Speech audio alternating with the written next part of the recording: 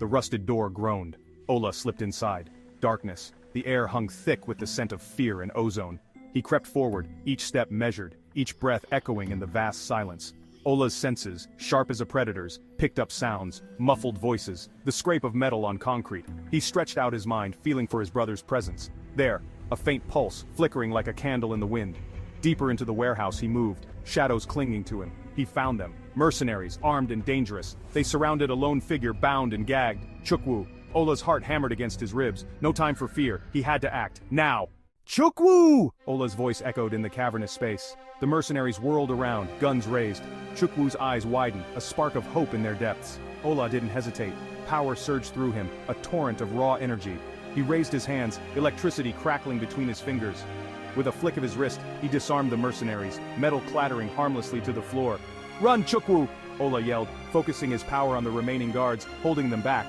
Chukwu scrambled to his feet, racing towards his brother, but it was too late. A figure stepped out from the shadows, his eyes glowing with an eerie red light. He raised a hand, and an invisible force slammed into Chukwu, throwing him against a wall. "You possess impressive abilities," the figure spoke, his voice smooth as silk yet laced with venom. "But they are no match for mine." Ola's blood ran cold. He recognized the aura of dark power emanating from the figure. This was no ordinary man. This was the source of the nightmares that had plagued him, the being responsible for Chukwu's kidnapping. "Who are you?" Ola demanded, his voice trembling with a rage he struggled to control. The figure smiled, a chilling, humorless expression. "I am the one who will consume this world," he hissed, "and you, child, will be the key to my victory." He gestured towards the unconscious Chukwu. "Your brother's life is mine. Surrender your power to me, and I will spare him." Ola's answer was a bolt of pure energy, aimed at the heart of the dark figure. The figure merely raised a hand, a swirling vortex of shadows swallowing the blast effortlessly. The warehouse became a battleground. Ola fought with the fury of a cornered animal, his telekinesis ripping through the air, hurling debris, disrupting the figure's attacks.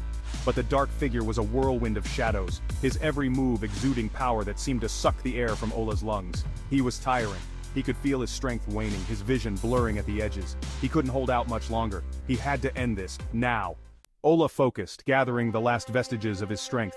He remembered his promise to protect his brother, a promise he wouldn't break. Not now. Not ever. He channeled every ounce of his power, his anger, his fear, into one final desperate attack. Electricity crackled around him, forming a blinding sphere of energy. With a roar, he launched himself at the figure, the sphere a deadly projectile aimed at the heart of the darkness. The warehouse exploded in a blinding flash of light, the air crackled with raw energy, throwing Ola backwards. He landed hard, his vision swimming, his ears ringing. Silence, then a groan. Ola pushed himself up, his gaze searching frantically for his brother. Chukwu lay nearby, dazed but alive. Relief washed over Ola in a dizzying wave. He had him, he was safe.